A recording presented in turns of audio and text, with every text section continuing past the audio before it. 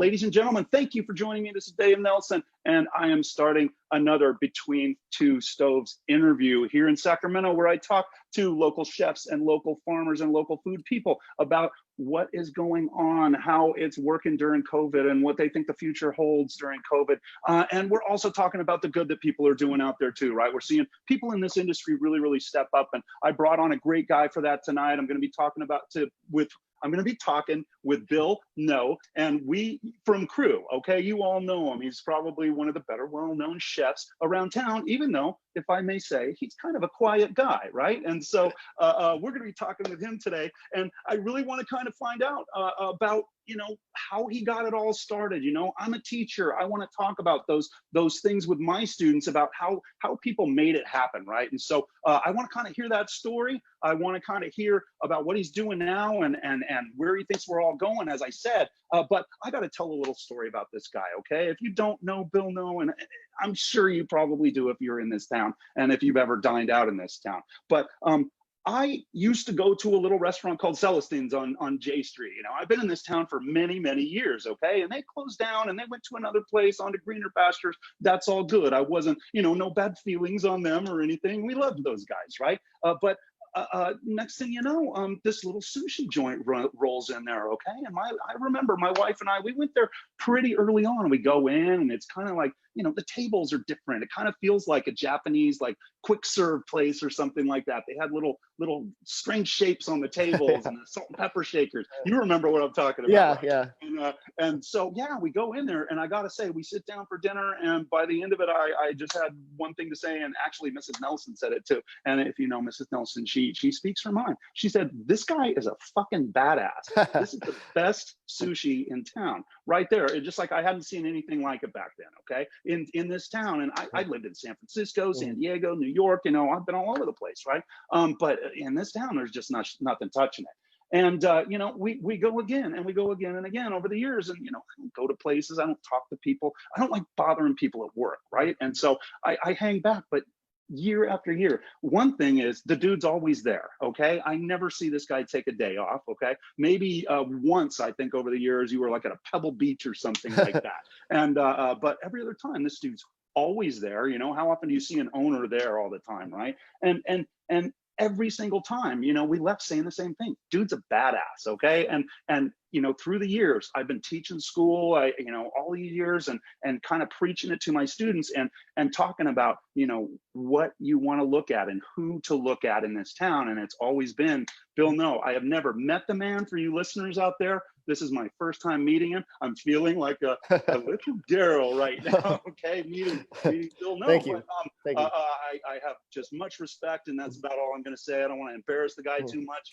He's a regular guy, and so really I wanted to kind of bring him on and kind of talk about, where you were before. I mean, we all kind of know you're from Crew, but you also have Fish Face poke bars, right? Yep. Again, another first. That was the first poke bar I saw in this town, right? I'd seen them, on internet. I saw them in San Francisco once, but in Sacramento, no, you got into a pet food deal. Yes. Are you still doing the pet food Yes. thing? Oh yeah. We got a thing, right? Yep. Healthy Hounds Awesome. Kitchen. So Healthy Hounds Kitchen, awesome. Yeah. We were going to talk about that, and you're also doing the latest Kodaiko was the latest thing. Yeah, I saw roll out, which to me is like ramen always fills that a great big hole, a ramen shaped hole in my heart, man. So I was really happy to see that, and as always, just outstanding work. Everything you do. Thank you. The guy's a badass. Okay, so I'm going to stop embarrassing the dude. Okay? I want to ask you first of all, how did you get started in restaurants? The typical question people want to hear. Okay. How did I get my start in restaurants? It wasn't a dream. It was like I was a kid and saying, oh, one day I want to be a chef, or I want to be like Martin Yan, or I want to own my own restaurant.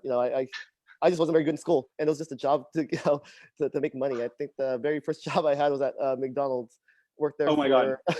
Worked there. I don't talk about that a lot because I was only there for about 6 months, and I went there, worked, saved up enough money to buy. I was like into fixing up my old Honda Accord back then, so I think I saved up enough money to get this little part for the car.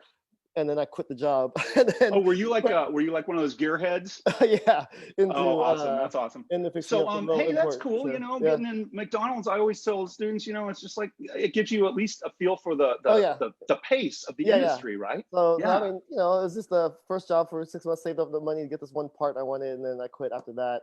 Then the next real job I had was I don't know, Cheers you to that. remember? You're from Sacramento, right? Yeah, born and Do you, bred. do you remember Fuji's on Broadway? Fuji's, we love Fuji's, man. The Fuji's so missus and good. I, It was we were so going there for good. years and years. Yeah, we Fuji's love so that place. good. So that was the first real job I had in high school with a work permit. Working there, I knew. So the place was ran by siblings, and I knew one of their kids. Oh, right on. Yanni got me a job there, and actually got me a job there, and a bunch of my friends. We all were there as busboys, and I was the only one. Everybody went through that place, worked there for a year or so, whatever, through high school. I actually stayed throughout there, moved busboy, dishwasher, and then actually started doing some sushi prep because it was crazy. You've Oh been my there, God. the Can I restaurant was stop, huge. man? Yeah. Can I just stop Yeah. you, brother? Because Yeah. I get chills when I hear stories like this, because this is exactly how I grew up. I was Yeah. just crap in school, Yeah. and I wound up in the dish pit and the Yeah. bus pit Yes. and everything else and working my way up. And Yep. yeah, everything. Sorry, It's brother. Keep going, man. I love it. That's just really like for you've been there. It's a huge restaurant, 2 stories, been around. That's one of the best Japanese restaurants I ever worked It was for. awesome. It was So super. good. It felt really traditional, Very, and from the looks with the super. servers still wearing the kimonos. Absolutely. All the owners work there. So 2 of the owners will be in the kitchen working. One will be the bartender. One will be in the front of the house or in the office. So they're all there. Like that. That's awesome to working in a place like that where the owners are working there. Yeah. So I love it. back then, sushi wasn't really popular in Sacramento. It was McCooney's that really blew sushi up, but they were Fuji's was one of the busiest restaurants in town for Japanese food. The sukiyaki, the tempura. I think it was the only real sushi in town. Yeah, before but they had that McCooney. but it was a big restaurant, but the sushi bar was tiny. Remember, it was like 8 seats or something like that. My wife and I loved it. I think we went there every Friday, and when Nice. it closed, oh my God, that's another huge hole in our heart. Yeah, we loved it. That place is so awesome. But sushi wasn't really popular, big restaurant, but the sushi bar was just like 8 seats. There was 2 sushi chefs there, Doug Sakamoto, and then there's Yoshi. And those 2 guys They were always there. always there, but they didn't like each other very much. They actually hated each other. So they would never both be working at the same time. It'll always be one or the other. They even had their own like fridges and their prep boxes. They would lock everything up so they wouldn't share prep or anything like that. It was really funny. But I got along with both of them.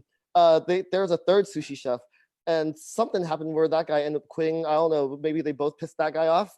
And I bet it would be so hard to get into that line between those 2 guys. You know what? Celestin's, that was another example of a place where go try and get a job there. That crew will eat you alive. Because it was the same crew for years and years. They were notorious for that. This is old Sacramento stuff. Sorry, folks. But this is awesome. I mean, don't you think the public, you viewing public, don't you want to hear this back of the house stuff? It's awesome stuff. I love it. And then, so I was lucky enough to get, they offered me the job to be like their sushi prepper helper to help both those guys because that 3rd sushi chef ended up quitting. So that's how I got my foot in the door from being a busboy dishwasher. So I was always the other guy working with one or the other, Doug or Yoshi. And then during that time, it was just a job. I didn't really care. I would just go to work, and I didn't even really eat sushi or like sushi at that time. I was very young, still going to school. I cooked for years without caring about the job. Yeah, it was maybe about 6 years in. I think maybe it took me a while. Right. But now I love it. I'm really thankful and feel very lucky that I get to have a career that I love going into work instead of like dreading or dragging my feet to go into. I enjoy what I do. Love going to work, meeting new people, seeing people's reaction at the sushi bar. It's just awesome. So inventing. That's how I got started doing that, and then graduated high school. I was still working there part time. Went to Sac City College for a little bit, and then I realized I really hated school, so I dropped out and just ended up working full time. And still during that time working full time, it was still just like a job. I was just out there fucking around. Getting parts for the car. Yeah, parents not too happy. Mom's pretty pissed off that I didn't go to college. I'm the youngest. I have 4 older sisters of an immigrant family. They did what they could or what they had to get here. My sisters went to college, and me, I had all the opportunity here, being the youngest one, and I'm just out here fucking around. So they weren't too Yeah. happy So with I that. bet. Yeah. Oh man. And So I get a lot. I guess a lot of people know what that's like. yeah. Yeah. Yeah. And So others that don't know what that's like, we're just very lucky that we didn't have so that growing up. it's But it's look at where funny. we are. Yeah. It's funny because I actually wanted to be a marine biologist. As a kid, I loved fish, pets, like having tons of aquariums and Oh, right on. Yeah. animals and Yeah. stuff like that. But it's funny now. I'm still working with fish, but in a different way. Yeah. uh, Yeah. so You yeah, kind of like, do the marine biologists, is there like a PETA arm of that that's coming I after don't you at know. any point? No. Actually, they have not. They've been really, really good Yeah, with us. probably not. Probably not. So yeah, did that. So What the was, first place, yeah. how'd the first place start?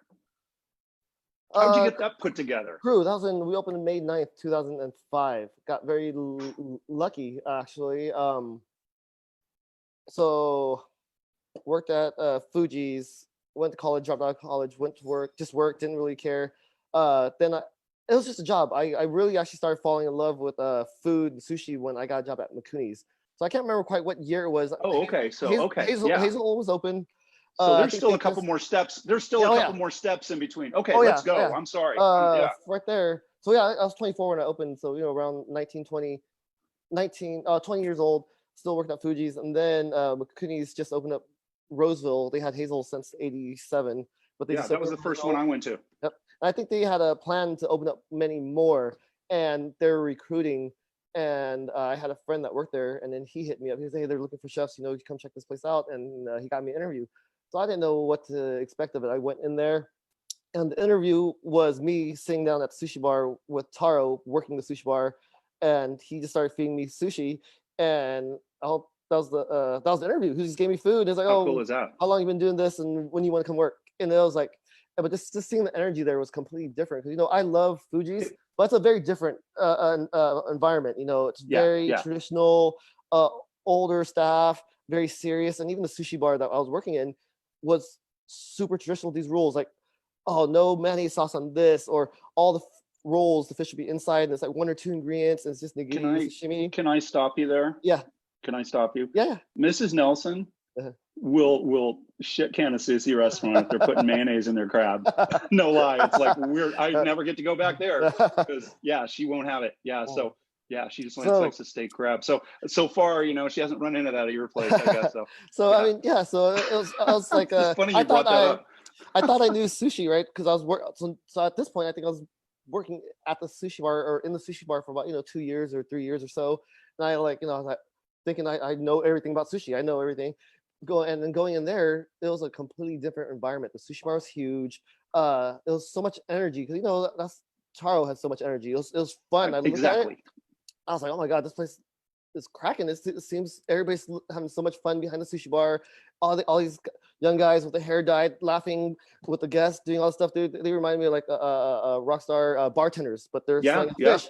So I was like, oh yeah. So I took the job, and then working there, like Taro really pushed everybody to be creative, and going from Fuji's where no sauces and only all the ingredients go on the inside of the roll, and it should just be seaweed on the outside or rice on the outside, to this place where they're piling tons of stuff on the outside. They're using sauce as like paint on the plates. Yes. And that's when it's I got the spark where the interest were like, oh shit, this is fun. I actually like doing this. So, yeah, I gotta say, this story you're telling here, this point in time where you're just hitting this place right when sushi is exploding all over the place, and it's just talk about a formative experience right there. It's just amazing stuff, and that's the thing with food, man. You can hook people with it, and it happened to you. It's happened to me, and awesome stuff. Keep going, brother. I'm loving this. This is awesome. Just from there, like I actually fell in love with it. But now at this point, I as possible and be as I can be, and I didn't think I could do that just working at one place. So I wanted to be a sponge. I know working at each restaurant has their own style recipes. Every chef does it their own way. Even if there's a recipe, same recipe, 5 chefs, it's going to come out differently when you taste 5 it. different ways, yeah. Exactly. And there are different applications, right? Yeah, I always talk about, I'm a hotel guy. I talk mhm, about, hey, a la carte service restaurant versus what you do in the back of the house for mhm. banquets, right? Yep, It's the yep. same sauce, but different, right? Exactly. It's done very, very different. You execute it differently. So I wanted to learn as much as possible. So at that point, I just wanted to bounce around to different restaurants and learn as much as possible. So I was at Hazel, worked there for a few months. Then I was at Roseville, McCooney's, total 6 months there. And then I went to work for Taka Watanabe. He had Of course. tacos on T Street in downtown. Then he opened up one out in Fair Oaks, Madison and Fair Oaks. So I got a job there, worked there for a while. That was my home for about a couple years. That place, I think I grew the most there. Taka gave me the most freedom to do whatever, whereas the other restaurants are just Awesome. bang bang bang, super busy. Do this like it's like a machine. You gotta pump out food, but that's Right. like successful busy restaurants. You're busy banging. You don't have much time to be creative and mess around. It's an assembly line. Exactly. Yeah. It's a business Yeah. too. Well, that's the thing too. Like a lot of people that want to go in the culinary industry or open restaurants, they have this fairy tale dream of I'm gonna do this. It's a business first and foremost. It's You a have business, to dude. That should be one of the tattoos. I tell that to my students. It is a business. We're in this business to make money. It's not about I want to make macarons, for life. Come on, man. I mean, you can look first at and Ginger. foremost- Look at Ginger. You can. I know, but Ginger is a business Yes, gal, right? yes. I mean, yeah, first and foremost, Oh, she's a business she's gal, awesome. and I've known macarons. her. She's awesome. I've known her for a while. Yeah. She bangs hard, So she's a businesswoman.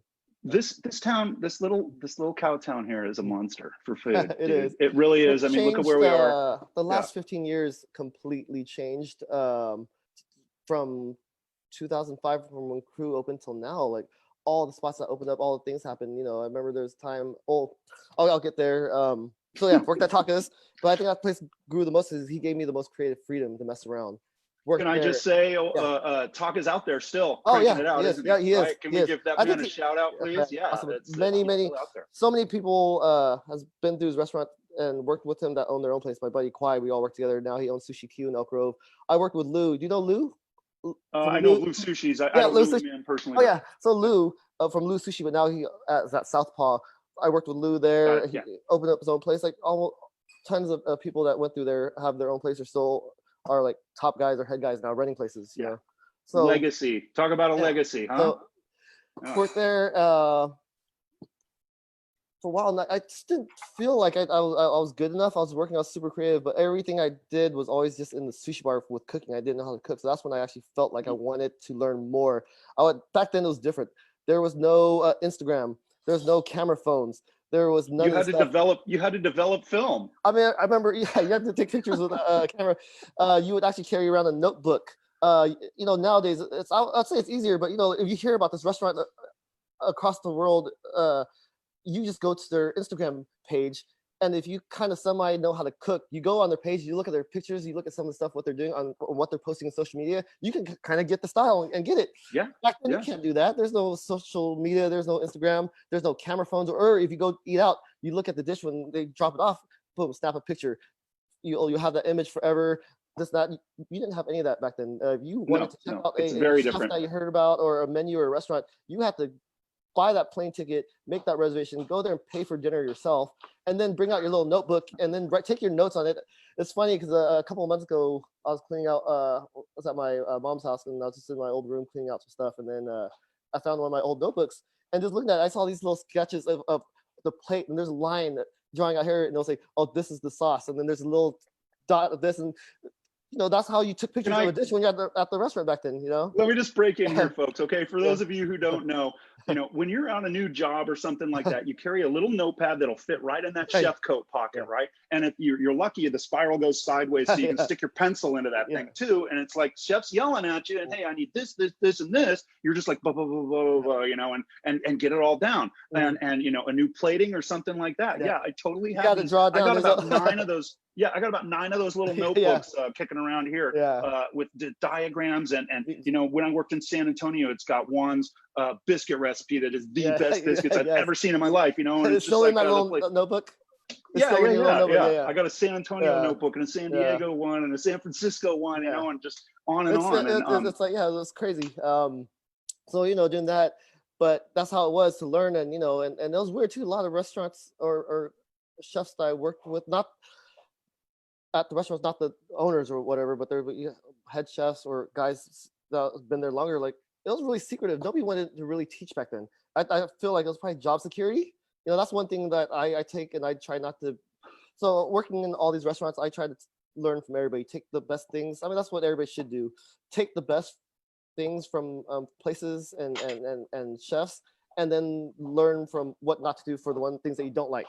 So Can I break in here? yeah. Okay, so this is something I've been telling my students for years, the Bruce Lee thing. Okay, Bruce Lee's fighting style. You take every kind of fighting style there is, and then you use whatever it is against your opponent who's doing this other fighting style, right? And you can take them down. You want to be the Bruce Lee of food. Learn every single thing Exactly. you can, and that has been my motto in life. I mean, I've never specialized in anything. I'm a general practitioner. I don't get too deep into into most things, but I can figure stuff out, and that's what we're talking about, people. Exactly. This is beautiful stuff. And then, this is not science, or I mean, it's science, food science, but this is not.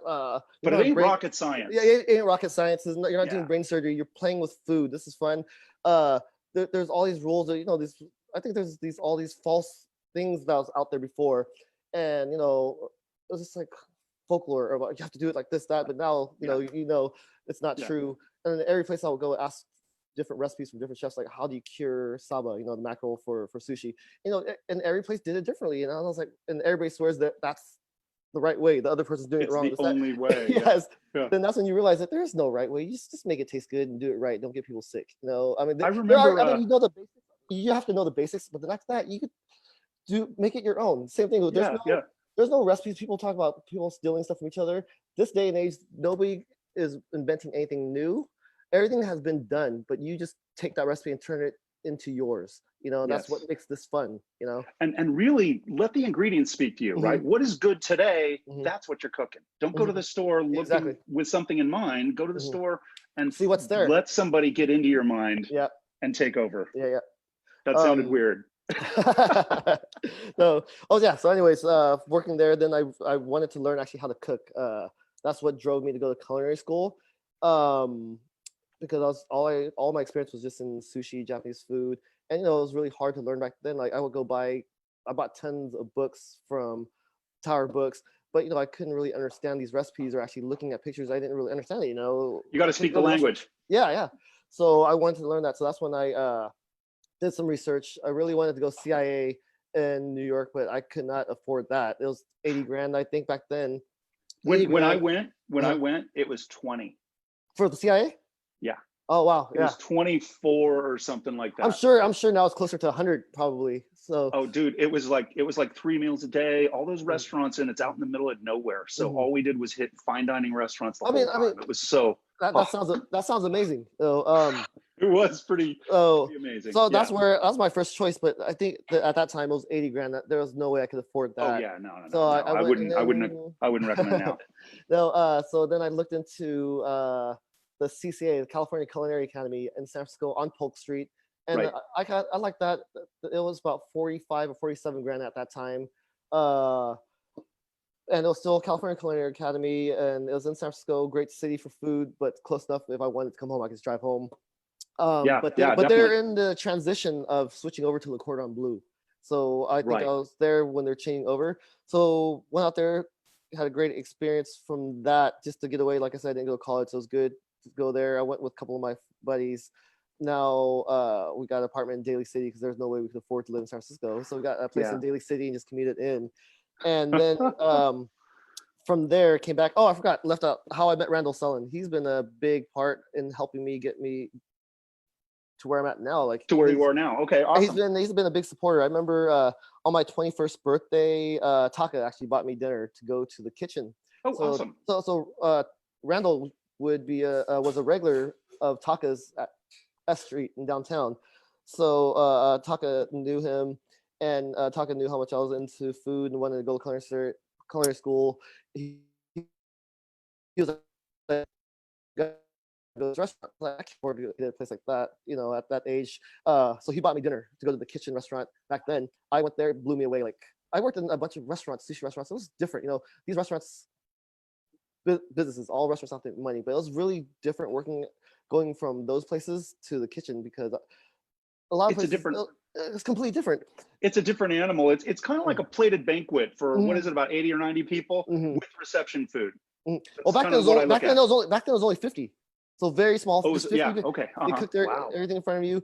So going in there blew my mind. It was crazy, and then also it didn't suck either having the Kings there. It was during the series when the Kings were playing the Lakers in the finals. Chris Okay. Webber Right. was Yeah. Yeah. there, Paige was there, Tyra Banks came in with Chris Webber when Tyra Dude, Chris Webber was dating.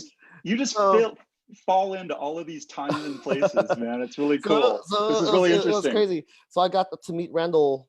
That's when I first met him, and Noah Zonka was there, was the main chef there. Yeah. I Yeah. loved it so much, and I knew I was gonna be going to culinary school, and I had to do an externship once I was done with culinary school. I think I had dinner there, and I was gonna go off to school within 6 months. So at the end of the night, I talked to Randall. I told him, "Hey, I'm working with Taka Sushi. I'm getting ready to go to culinary school in a few months, and I'm gonna have to do an extra ship when I'm done. I want to do it here. I want to work with you." And Of he's like, course. Yeah. he's absolutely. He said, "Just hit me up when you're done. When you're ready, come back." So that's exactly what I did. They're notorious for taking a lot of Yep. externs on. hmm Yeah, they're hmm notorious for Yep. that. And it was a great opportunity. So when I came back, yeah, I did that. I hit him up, and then I ended up working there. And at that time, it was very different. I got to learn everything, the whole process. It's like a dinner show, right? Because they're cooking your dinner when you Right. go there. Yeah. It's just like a dinner party that someone would do at the house, but for 50 people instead of 10 Hmm. or 5. But majority of the cooking gets done in the daytime. All the long labor intensive stocks, everything gets done in the morning. So I got to do my extra ship there and see the whole process from when all the product came in. I did about 3 months of just working day shifts, just all prep, all the product coming in, and then I worked the night shift where it's the actual showtime where guests come in So and you see the final product of the dishes, what the product and what it became. To do that, those who are listening should mm, know some people never graduate off that day shift. Some people yeah, never get to that night shift. I yes, should throw that yes, out there. Okay. yes. Yeah. There's a lot of externs or internships that they just get to do the day thing. When they see the Right. product come in, they get the prep, and you don't get to see the final plating of the product because there's a lot of steps too to get to that final sauce or that final thing. So it was very important that I got to see. It was really cool. I got to see the whole Yeah. thing, and then Yeah. after Keep that, talking, Bill. I'm gonna oh grab yeah, something. oh yeah, yeah. Get that refill on your wine. I got to get that refill. I'm thirsty, man. I'm Yeah. dying over here. Your And then glass is bigger than mine. so after that, I think Randall asked me to stay and work for him for another 6 months. So I did. I stayed work. Oh, the extra ship was supposed to be 3 months. I ended up staying there for another 6 months. So I stayed there for 9 months. And then at that time, like I knew I wanted to open a restaurant already before I went to culinary school. I just didn't feel like I was good enough, or I wanted to know more. That's why I wanted to go to culinary school, and then wanted to work with Randall and see that whole operation. And all this time, I was still working at the kitchen, and then I was still working at Taka's. Well, even when I was going to culinary school, I was school was Monday through Friday, 8 hours a day, and then I would drive home Friday night, and I was Still still jetting work. out. Yeah, Yeah. I'll still work at Taka's Saturday and Sunday. You know, doing that whole thing, and then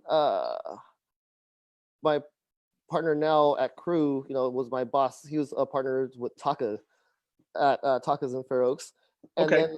then he knew I was on a limited time because I'm looking to open restaurants. I was already out looking. I was already talking to people. I had a friend that we were going to partner with and do it. And one day he just hit me up. He was just like, "Hey man, we've been working together for so long, and we work well together. I know you, you know me. So if you want to open a restaurant, why don't we just do it together? I'll help you." So that's how that partnership happened. And what was his name again? Now? Oh no, Peter Kwong. Peter. Sorry. Yeah, Peter Kwong. So he's my There you partner in Crew Fish. He's my business partner in all my businesses right Hey, now. we should mention Yeah. that, right? Yeah, maybe throw Yeah, that out there a little so that's bit. how it started, and then and it was funny. I don't know, and everything just happened perfectly. It was awesome. Celestins, that place was Celestins for I believe 15 years. They closed, or no, they moved over to Yeah. where the porch Where is the now. porch, yeah, Yes, the porch is, yeah. yeah. They moved there, and then it became a little place called Jay Lee's Eurasian Bistro. You remember that? Jay I Lee's don't Eurasian remember that. Bistro. Jay Lee's, no. It was they had good food. It was a crazy chef there, Jason Lee. The building was painted like dark purple. The restaurant itself had every I totally lost that. I totally missed that whole it thing. was there for Wow. just very short, about 2 years. But when you went inside, I remember the color because it was so hard to paint over when when we got it to become Yeah, crew. yeah. It was all the different shades of blue. So it was super dark blue, baby blue, and it was different blues. And I just remember the blue because it was so hard to paint over that blue because some of the And it's colors. the worst color for food, right? You know, it's like you don't But I want mean, but the blue. food, I remember I would go there and they would open late. So I remember working out with Fair Oaks, Okay. and I'll still have friends down here. We'll come and hang out at the Monkey Bar and stuff like that. Because I'm back then downtown didn't have many places. There was Ink and there was Monkey Bar. Those are places that you go and hang out. Mhm. You know, and we'll come down and we'll go eat there because they would open till midnight. And I used to always get his lamb chops and his eggplant mash was really, really good. And I would go in there and I was like, man, this place is awesome. I was like, I love the location. It's in Midtown. I love the space. It's the perfect size. It's 1,800 square feet. This would be the perfect space for the first restaurant. But you know, I was just like looking at it, talking, or Right. thinking about Yeah. it, not knowing that they're. I think a lot of chefs go out and do that too. We'll just look at a restaurant and be like, Like, oh yeah, I could make some. Yeah. Yeah. And then and then the thing that was funny is like I had a friend that I met named Dan Cromer at McCooney's. So he left, and also I had another buddy named Kwai that worked which owns Sushi Q now. We all worked at Taka's. Dan ventured off and wanted to open up his own place. And he ended up partnering up with the guy Jason. So the place is called Jay Lee's Eurasian Bistro. They did like Got it. Yeah. Asian fusion, and the concept was the food was good, but I think it was just very, very new at the time. We're talking like 2003, you know, so there wasn't Mhm. very much edgy or modern cool food out there. So it was hard. The landscape looked entirely different. Very, back very then. different. Yes. So Yes.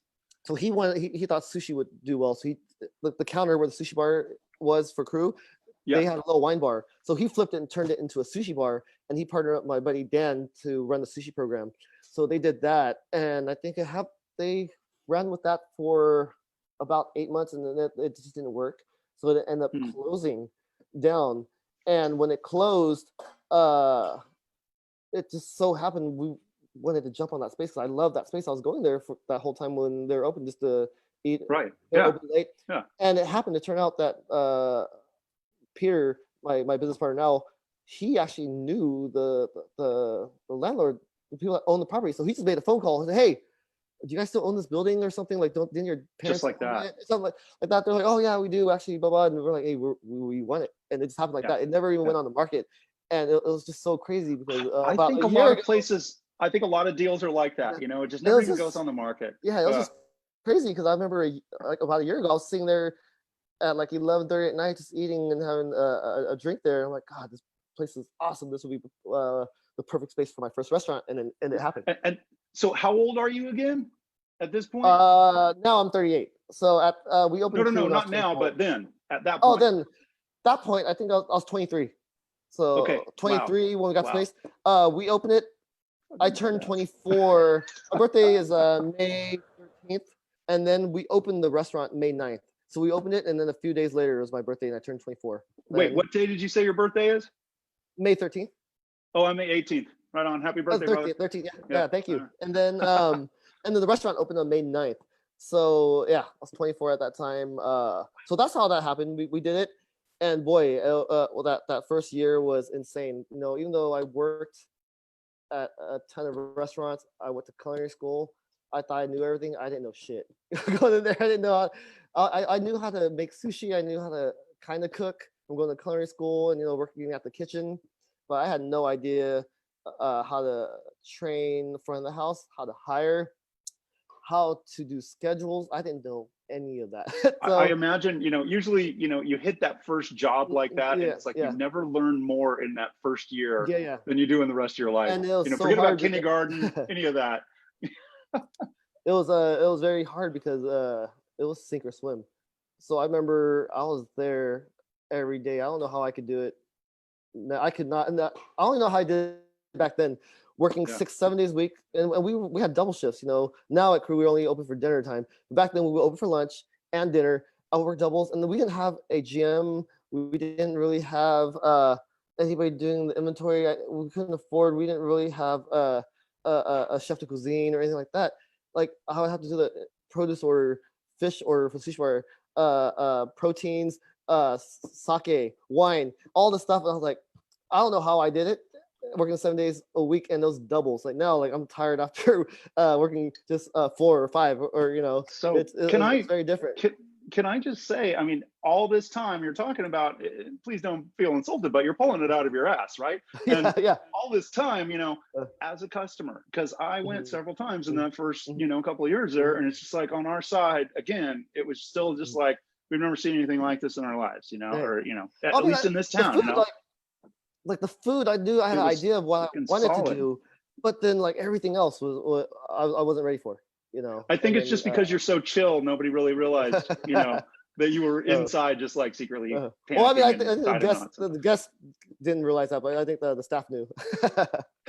So yeah, so that's how it happened. Opened that, and then I think we had the opportunity to do the second restaurant, which was Red Lotus. Do you remember Red Lotus? I do. Over next to Red Rabbit, right over there. We went and checked it out just because it had your name on it. Yeah. So we did that. So that was a really, really good learning experience. So the owner of that was a regular, Brian Vale, owned the building, and him and another partner, they wanted to open a restaurant. So I think it was called GV Hurley's at first, and it was open for a little while. It didn't work out, it closed, and then Brian was a regular at Cruise, so he just asked me, he said, "Hey, we got this beautiful restaurant, just like it was beautiful, yeah, 1.5 years old, 2 years old, everything's still brand new." He's like, I love what you do, love your food here. You want to take it over and do another concept.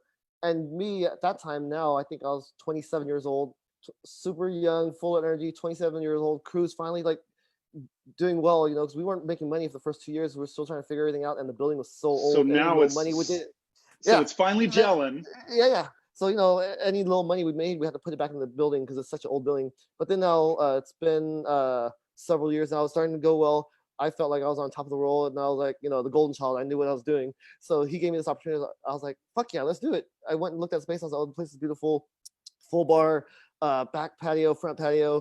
And I was like, oh shit, it's only a block away. It's like, I could do this. I'll just run both. I'll just walk back and forth. It's only a block away. Didn't really hire a GM. I liked, at that time, I liked going to bars, but I didn't, I learned real quick, I didn't know how to run a bar. I like to go sit at a bar. Wow. So again, learning curve. So I learned real quick, didn't really have I had a lead chef, kitchen, but it wasn't real CDC, I was still so young too, and hiring a young team of misfits too. I was 27 years old, dealing with it. So that place failed quickly. I think it lasted 18 months. Yeah. And that did you learn like other lessons of like how to run a bar, right? You use that today, don't you? Exactly. Yeah. A bar, all of this is part of the journey, man. Part of the journey.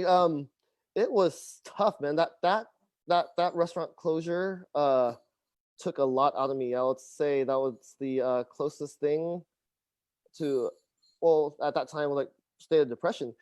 Closing the restaurant down, it took a lot of me. I was down. I was sad. We closed the restaurant down. I mean, we did it cool too. Instead of just letting all of the staff not know and cut doors, I just threw a party. So we had all this inventory, we had all this liquor we had to use. We invited all of our regulars, we invited all our staff, everybody, and we just told everybody sit down. We just had the kitchen bang, cook as much food as we could, and we invited people we knew, other industry folks, our staff, partied out all the inventory, and everybody just eat. So we just kept making food, and we sent out food for everybody. And we closed. That's why that's why you're one of the greats, man. That is great. And then, but then we were in so much debt. Back taxes. We owed all the liquor companies, vendors. But we weren't making money. So I remember one of the liquor companies, wanted to take. But what can I do? We had no money. We're paying slowly, but it wasn't fast enough because all the money we made at Crew now was just getting bled out over here, trying to catch up. And then when things are going well, business is tough too with partners and everything. When things are going great, everything's great. When things aren't, it's really easy to blame on each other, and that's when fights happen. I mean, and that business partnership, business partnership is kind of like it's like a I was just about to say that it's like a marriage. You're being in a relationship. There's good times, bad times. There's fights, and at that point we were pissed off at each other. I remember like Young's liquor company wanted I had to go to small claims court because I wasn't paying. I had a car, like I was a gearhead. I loved cars. I had this souped up Lexus back then. I ended up selling the car just to pay off the liquor bill that we had, you know. Oh So my God. so I went without a car for a year because I had to sell my car to pay off these back bills to vendors. And Very then, instructive, right? Trying to you know, expand a little too quick or something, right? I mean, it's too quick and just not knowing. But without that failure, I don't think it would make me the person I am today. Without feeling that feeling or having that failure, you know. I love So it. it was so bad. We wanted to sell the original crew. Back then, we were in debt. We weren't getting along. We actually tried to put it on the market. I think we wanted to sell it for 200,000 or 250. We're like, let's just sell the whole Oh business my God. name, and then we'll split it and pay off our debts, and we just go our ways, and we could do whatever. Nobody bought it. There's no takers on it. Well, I mean, you would have to come with it, don't you think? I mean, because but it's not. also ready to go to a restaurant, but there's no takers, Yeah. So luckily nobody bought it. We would have got rid of it. So Right then, yeah. But Wow. so we just kept grinding, and every day I would just go to work for 7 days a week working, and the time just flew by. And all of a sudden, a year went by, and during this time, like me and my partner would talk. He would come in. He was like the back house, not the back house guy, but like the behind the scenes guy. So he'll come in, help close out. He'll do the books. He'll help do the payroll. He'll do all that, take care of all the taxes and stuff like that. So we'll be in the so you restaurants don't have to. Yeah. Oh my God. I mean, that stuff's so important, though. That stuff Yeah. is so important. You need to know, be able to do that, or have someone do it for you. So it's we not never really, about making, it's not about making the little delicate things, man. No, it's a business, like it's you a said. business. It's a business, Yeah. and then so we were able to operate the business without being around each other because we were like not really getting along with each other at the time. Okay. And also, the year just passed like that, working, making no money. We stopped paying ourselves. We were just paying off the debt. I was like, that year was the brokest I ever been. Sold my car to pay off bills. But all of a sudden, a year went by. It just flew by like that, and I was like super stressed that year. I was like pissed. I wanted to leave town to sell the restaurant and just go work for someone. At that point, like the feeling that you have, it feels terrible. You're working every day, but you have no money. You can't pay for anything, but you're doing all the stuff. Like you just start to feel a sense of hopelessness. You're like, what are you doing this for? Yes. So, but all of a sudden, a year went by, and then we're like, oh shit. And then one day he came in, he's like, hey Bill, but we paid everything off. Like, we were getting phone calls all the time. Like Produce Express would call us, hey, you owe us this money, that, because we built up a lot of debt from the other restaurant. And then I remember he came in one day. He's like, hey, we're done. We paid everything. They stopped calling. Yeah, we paid everything off. I was like, oh fuck, finally. And then we started paying it off, and then we could finally start paying ourselves again. You must have been hammering that year business wise, right? You were like, we're banging, making some revenue. I just put your head down, just bang. I was working every day, and a year went by, and we got out of it. And thank God we didn't sell the business. Otherwise we wouldn't have all these other businesses now, or we wouldn't have the new crew now. So that's how we got out of it, and then that's all she wrote.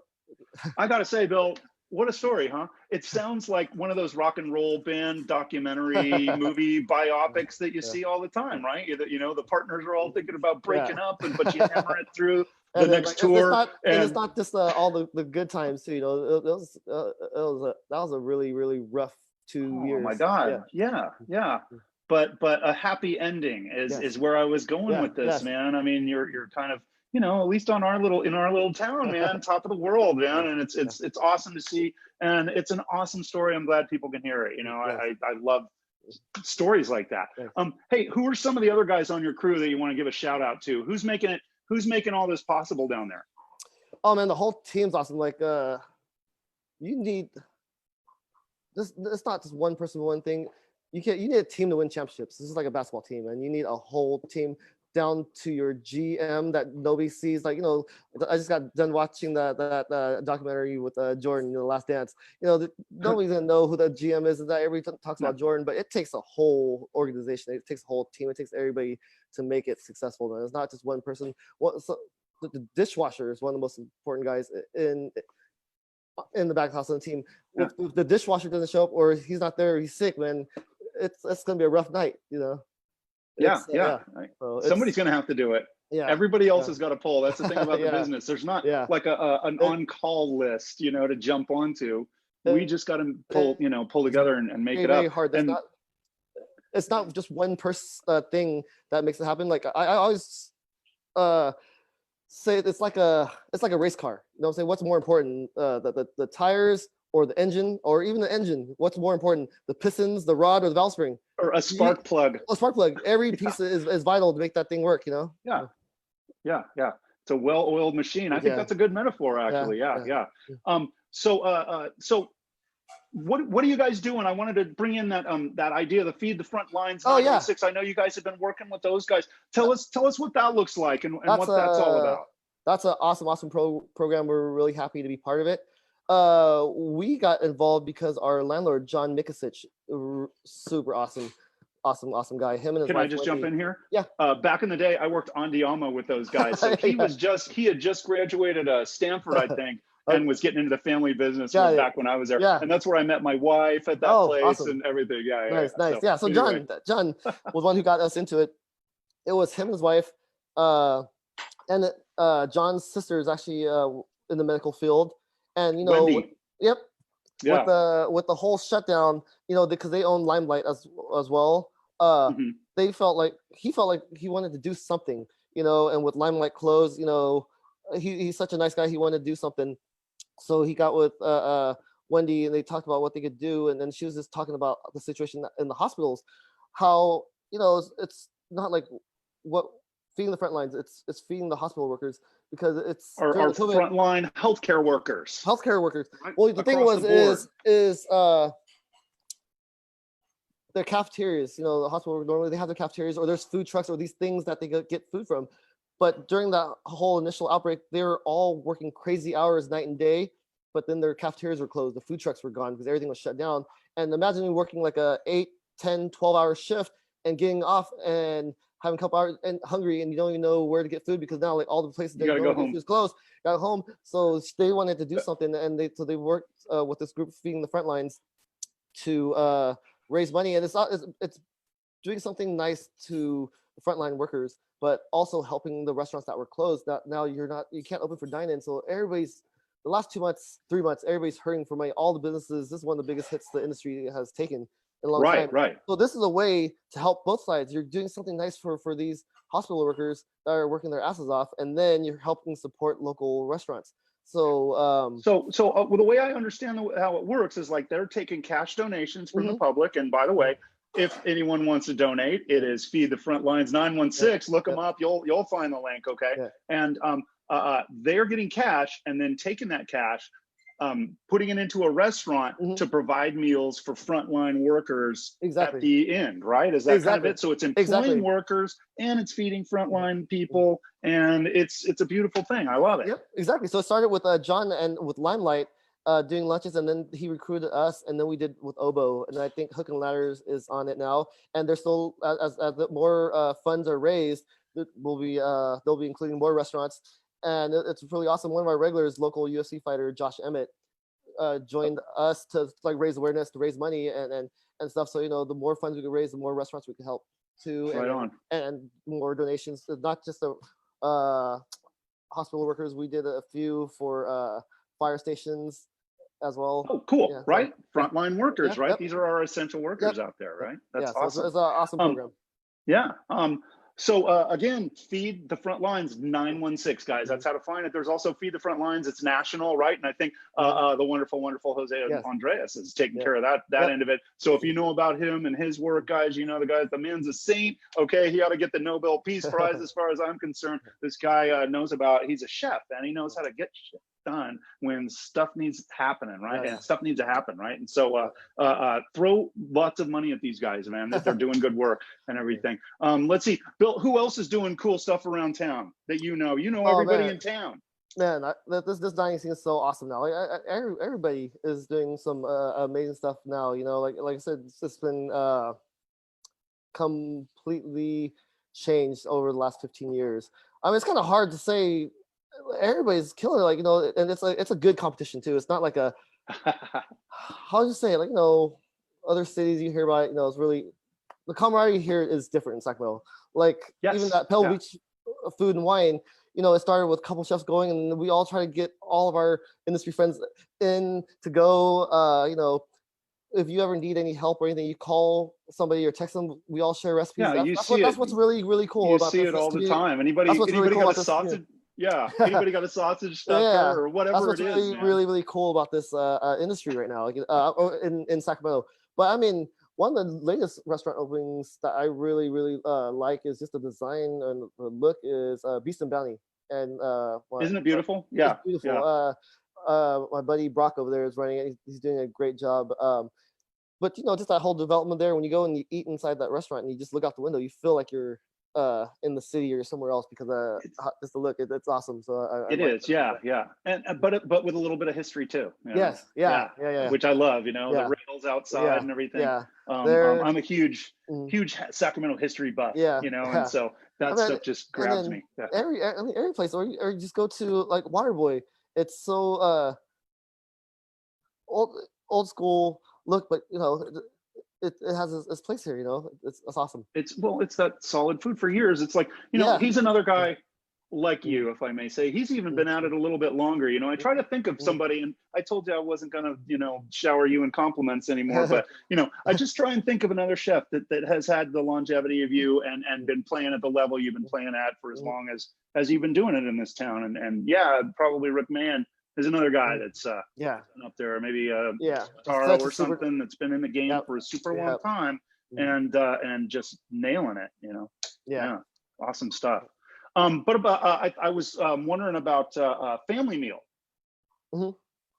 That program out there. Who's Yes. involved with that? You kind of brought that up Family, the I other know. day. So I brought that up too because you're asking like what other programs out there. I know yeah, Family Meal. I know our friends over at Bincho Yaki, Brad at Canon, and Patrick at Mulvaney's. Patrick Mulvaney is heading that up, and I know that they have their group of restaurants that is doing that Family Meal, where they're building whole meal kits for the seniors who are the most at risk right now. They're at home, and that's an awesome program as well. I think it's kind And of it's working very, a little bit. I think it's a very similar. So they take donations, and then Exactly. it helps the restaurant, and then you get meals out to the seniors. It's helping the employees, and in this case, helping the seniors. Seniors thinking about it, they're like people. They're trapped at home, right? Yes. They're in quarantine. They can't get out, right? They're at the most risk. Yeah. So other good programs around town. Another example of just how this community gets together and reaches out. I love it. I love living in this town. I constantly say it. We're in one of the best food regions on the planet where we live here. Everything is here. And Bill, I mean, you're a big part of it, man. I love you to death. I love what you guys do over there. Thank you for having me on. I feel like I've been stalking you all these years since I've never talked to you. But again, I'm not the guy that goes into restaurants and is like, oh, I'm a chef and that kind of thing. I don't like to bug people. Once we are able to open again for dine-in, please come in and then sit at the sushi bar with me. Okay, yeah. And I have, I think you've laid a little extra nibble on me here and there, but yeah, we've never talked, man. I really appreciate it. Cool. Dude, Thanks for having me on. Awesome. Yeah, it's very nice to officially meet you. Yeah. Officially meeting and everything. It's hardly creepy at all, after all these years, right? But yeah, they ought to just write a movie about you, dude. It's really, really awesome stuff, man. Cool. Thank you. Thank you. All right. Thanks, Bill. And thanks everybody for watching. That was another episode of Between Two Stoves, of course, with the great Bill Ngo from Crew and from Healthy Hounds and from Kodaiko and from Fish Face. 3 different fish faces in town. The guy's a monster. Okay. Go check him out if you don't already know him. I can't imagine you've missed him by now. But otherwise, guys, keep watching and keep hanging out. I'm bringing you more stories like this. I just want to talk to people around town and kind of bring their stories out. And I think there's a lot of potential to do some good with this. Okay, so keep checking it out. And I'll just leave you with the last little thing. As I always say, ladies and gentlemen, never forget, the party is always in the kitchen. Thanks for coming by, guys. And Bill Ngo, thank you, man. That was the bomb. Take care, everybody. Signing off.